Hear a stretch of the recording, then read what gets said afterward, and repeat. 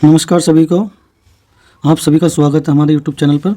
तो हमने जो है सीटेट पेपर 1 का मैथ हम पढ़ रहे हैं, प्रैक्टिस सीरीज चल रही है। इसकी 2 वीडियो हमने अपलोड कर दी है। यदि किसी ने वो देखी नहीं तो उसे देख सकते हैं पहले, और यदि कोई पहली बार देख रहा है यूट्यूब चैनल को तो सब्सक्राइब कर सकते हैं। तो हम जो है तीसरी वीडियो बनाते हैं अब।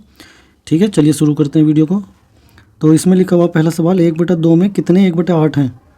1/2 में कितने 1/8 हैं?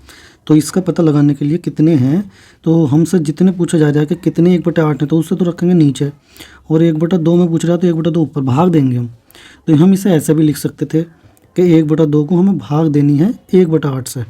इसे हम ऐसे भी लिख सकते हैं। ठीक है, यदि हम इस ऐसे लिखने पर सोल्व कर रहे हैं तो ये 8 तो जाएगा ऊपर, ठीक है, ये 2 जाएगा नीचे, तो 2 गुणा 1 हो जाएगा, ये 8 गुणा 1 हो जाएगा, तो 8/2 आ जाएगा। तो काटेंगे तो 2 चौक 4, 2 चौक 8, तो कितने आ जाएंगे?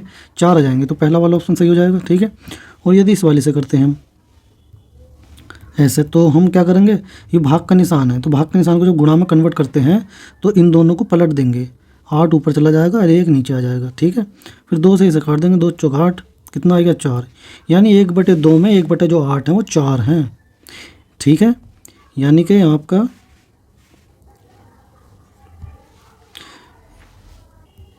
आप इसे ऐसे भी समझ सकते हैं कि कितने 1/8 मिलकर 1/2 बनाएंगे।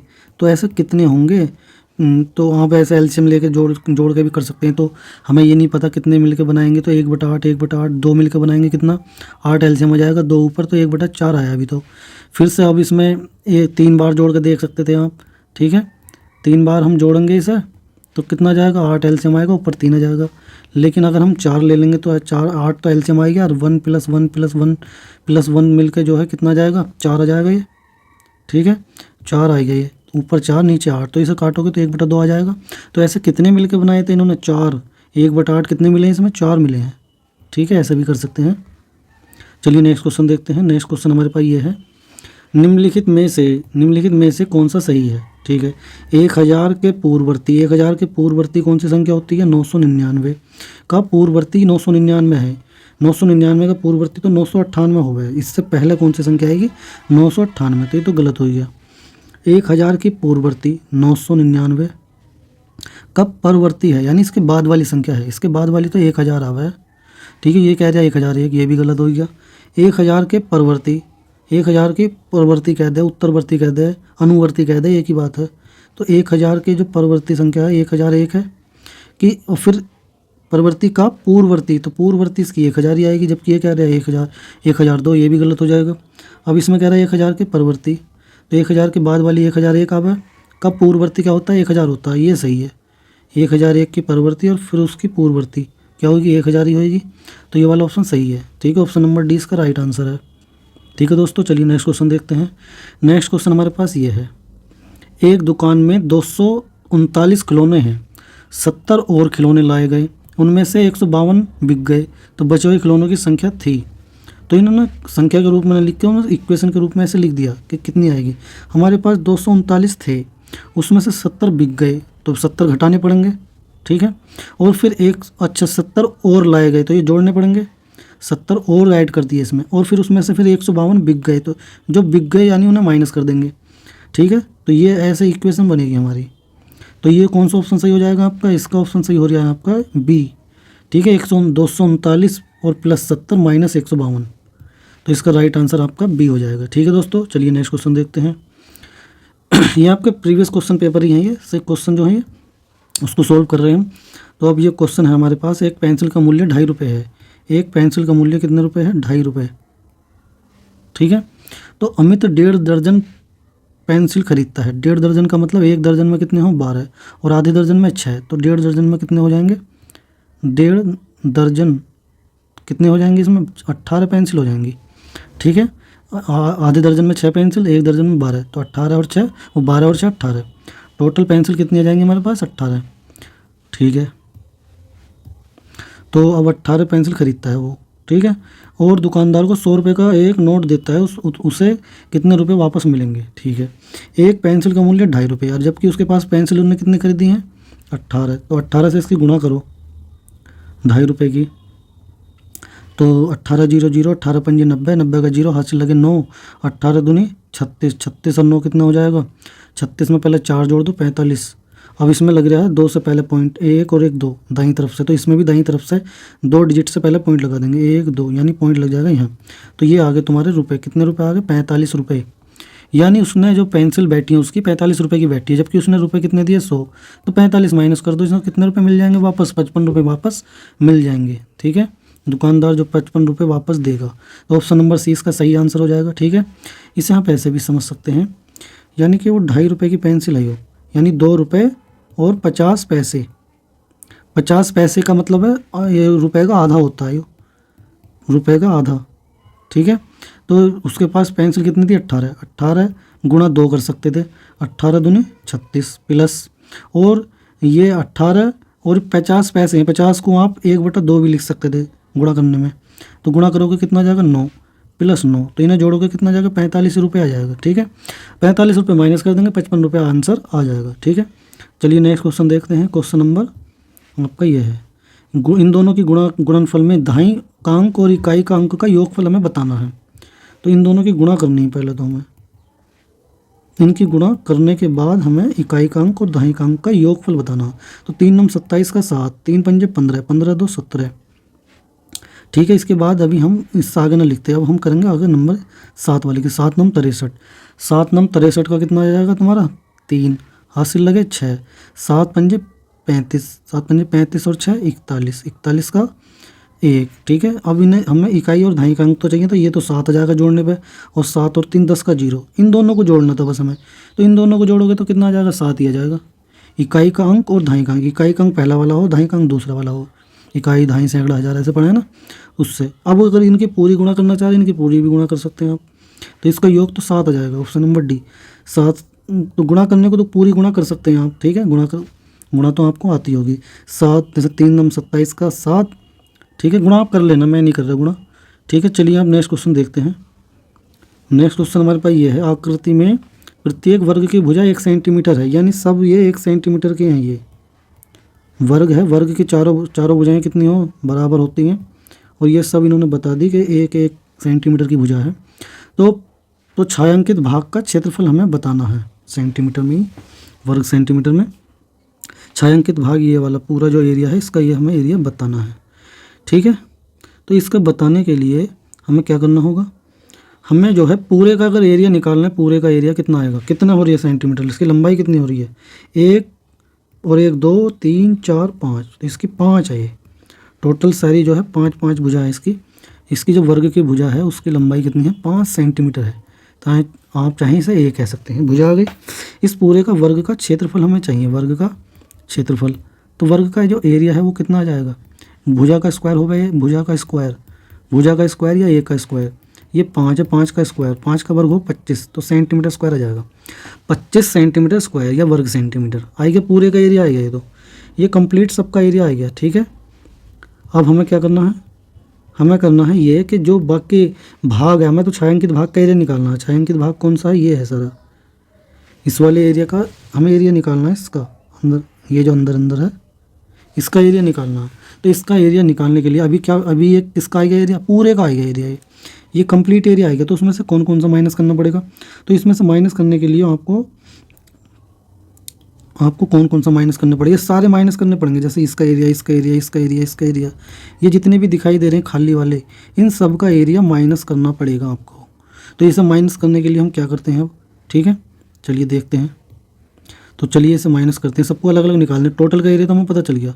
अब इसका ये जैसे इन पाँचों का एरिया निकालना हमें, तो 5 है, तो 5 गुणा एरिया निकालने का मतलब है भुजा का स्क्वायर। ठीक है, भुजा का स्क्वायर। वर्ग का एरिया क्या था? वर्ग का एरिया, वर्ग की भुजा कितनी है? 1 है, तो इसका 1 आ जाएगा, 1 ही आ जाएगा। 1 की गुणा 1 से करेंगे, 1 इसका, 1 इसका, 1 इसका, एरिया भी उतना ही आएगा। तो इन पूरे पाँचों का हो गया 5। इन पाँचों वर्ग का एरिया कितना आ गया? 5 आ गया प्लस। अब ये जो इसका एरिया निकालने के लिए एक समकोण त्रिभुज है, ये समकोण त्रिभुज है। इस समकोण त्रिभुज का एरिया निकालेंगे तो फॉर्मूला लगाएंगे 1/2 आधार गुणा ऊंचाई। ठीक है,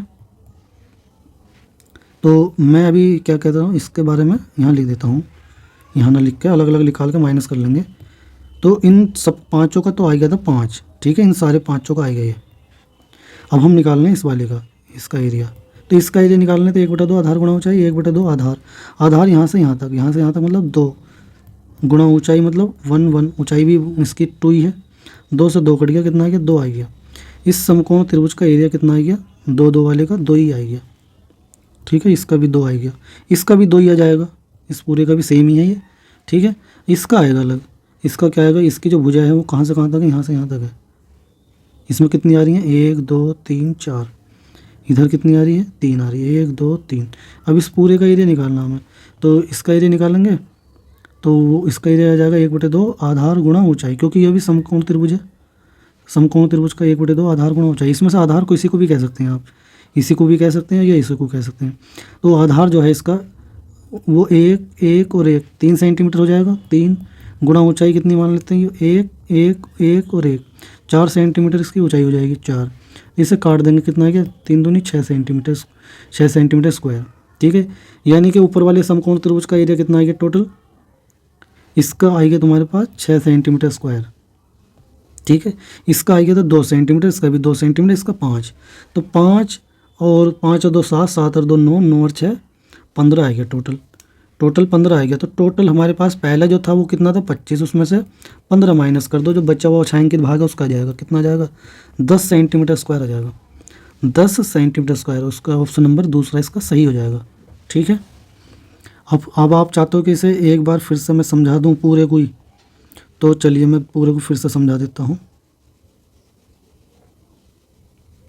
हमने ये वाला एरिया तो हमने फाइंड कर लिया था,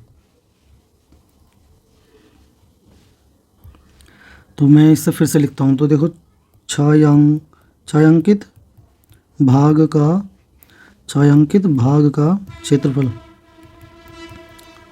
क्षेत्रफल, तो कैसे निकलेगा ये निकलेगा पूरा वर्ग का क्षेत्रफल। वर्ग मतलब यहाँ आकृति है ये, तो पूरी आकृति का क्षेत्रफल निकल जाएगा, आकृति का क्षेत्रफल माइनस जो छायांकित भाग नहीं है उसका क्षेत्रफल,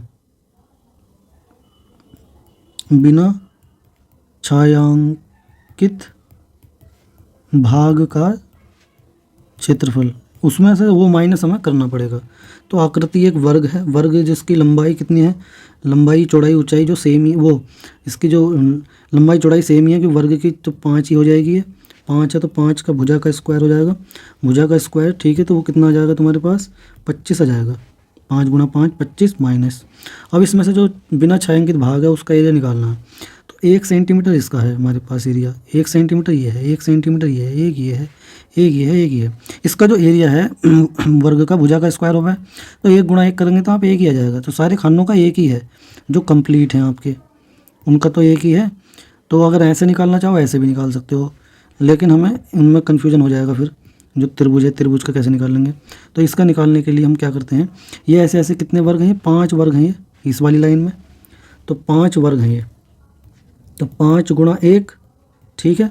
इसका पूरा जाएगा वर्ग का क्षेत्रफल, पूरे का आएगा ये, या इसे पूरे को आयत मान के भी कर सकते हैं आप। आयत मान के करोगे तो लंबाई गुणा चौड़ाई बात एक ही है, इसकी जो ये हो जाएगी लंबाई, तो जो कि कितनी हो जाएगी 5 हो जाएगी, और इसकी जो चौड़ाई है वो 1 हो जाएगी, यानी ये, तो लंबाई गुणा चौड़ाई वैसे भी ये जाएगा एरिया, ठीक है। इसके बाद निकालेंगे इस वाले का एरिया, इसका एरिया माइनस करना पड़ेगा, एक समकोण त्रिभुज है, तो इस समकोण त्रिभुज को 1/2 आधार कितना हो जाएगा 2, ऊंचाई भी कितनी हो जाएगी 2 प्लस अब इस वाले का ये वाला एरिया सेम ही है, ठीक है। ये भी 1 1 ही है, ऊंचाई और, तो 1/2 आधार कितना है 2, ऊंचाई कितनी है 2, ठीक है। प्लस इसमें से माइनस करना पड़ेगा भी कौन सा वाले क्षेत्रफल, ये जो बड़ा वाला समकोण त्रिभुज है ये वाले का माइनस करना पड़ेगा।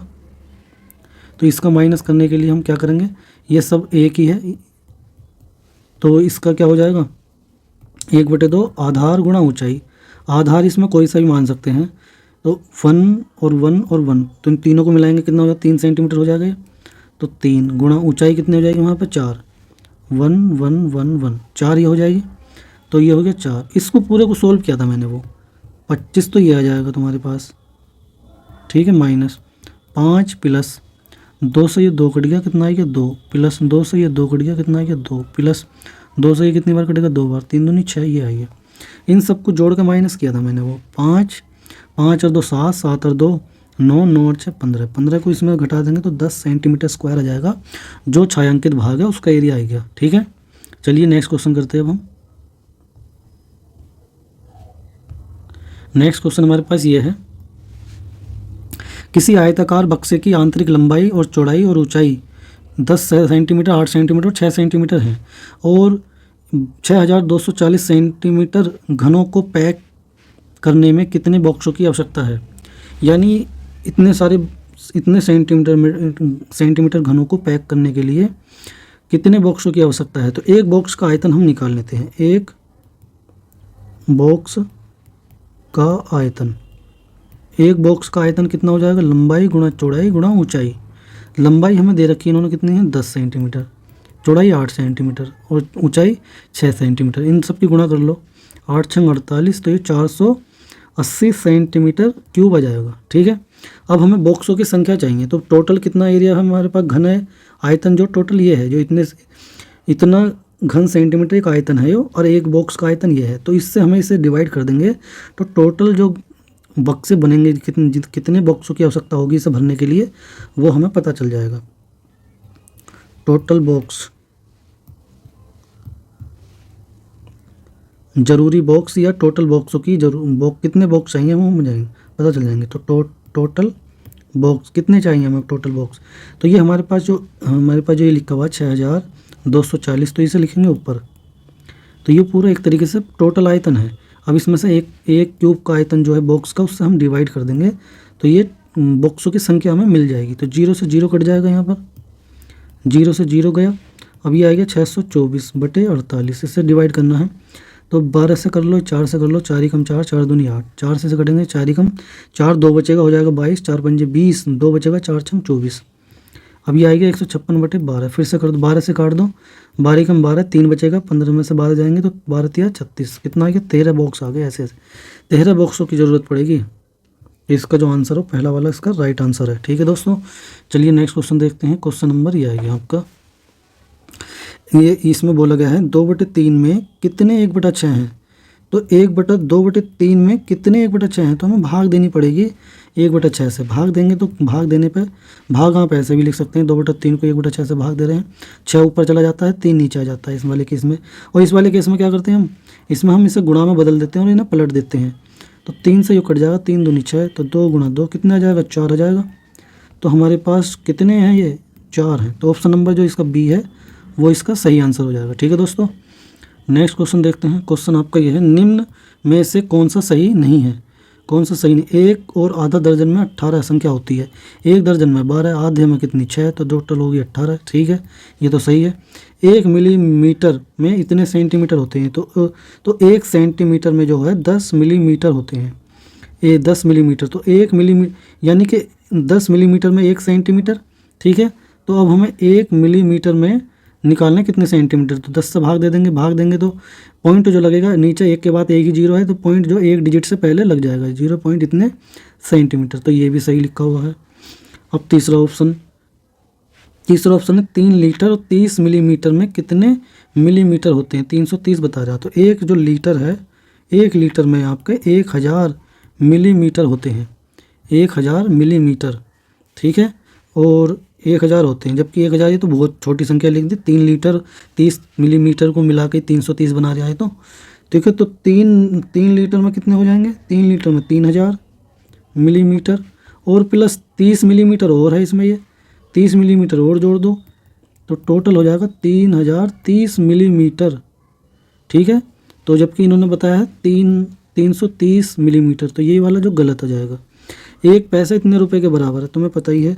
1 रुपये में जो है 100 पैसे होते हैं, यानी 100 पैसे जो होते हैं वो 1 रुपये के बराबर होते हैं। तो 1 पैसा किसके बराबर होगा, 1/100 के, यानी दाईं तरफ से 2 डिजिट से पहले पॉइंट लगना है। तो यहाँ तो 1 तो है ही, अब हमें 0 लगाना पड़ेगा तब पॉइंट लगेगा, 1 2 से पहले। तो ये आ जाएगा इतने रुपये, 0 ये भी सही था। ठीक है, तो ऑप्शन वाला जो है आपका सी जो है इसका राइट आंसर है। ठीक है दोस्तों, ऑप्शन नंबर सी इसका राइट आंसर है। चलिए नेक्स्ट क्वेश्चन देखते हैं। ये क्वेश्चन लास्ट क्वेश्चन आपका इस वाली वीडियो का। इसमें आपको लिखा हुआ है, किसी दिन 6:14 AM पर से लेकर 8:02 PM तक घंटों तथा मिनटों की संख्या। ठीक है, हमें पता है 6 से लेकर 6:14 पर AM पर जो है से लेकर 6:14 PM पर जो है 12 घंटे हो जाएंगे। 12 घंटे तो यहाँ से यहाँ तक में हो जाएंगे, ठीक है। अब इसके बाद 7:14 पर PM पर ही 1 घंटा और हो जाएगा यहाँ से यहाँ तक आने में, ठीक है। अब फिर 8 बजे तक जो है कितना टाइम हो जाएगा, 8 PM तक कितना टाइम हो जाएगा, 1 घंटे यानी 60 मिनट में से 14 मिनट माइनस करोगे तो कितना आ जाएगा, 46 आ जाएगा, ठीक है। 46 मिनट और हो जाएंगे यहाँ से यहाँ तक आने में, 46 मिनट, ठीक है। अब 8 बज के इन्होंने बोला था 2 मिनट पर, 8:02 PM पर 2 मिनट यहाँ से यहाँ में होगी, 2 मिनट। तो अब आपकी जो है यहाँ से यहाँ तक पूरे पहुँच गए हम। यहाँ से यहाँ तक में कितना हो गया, ये 12 घंटे ये, 1 घंटा ये, 13 घंटे तो यहाँ हो गए।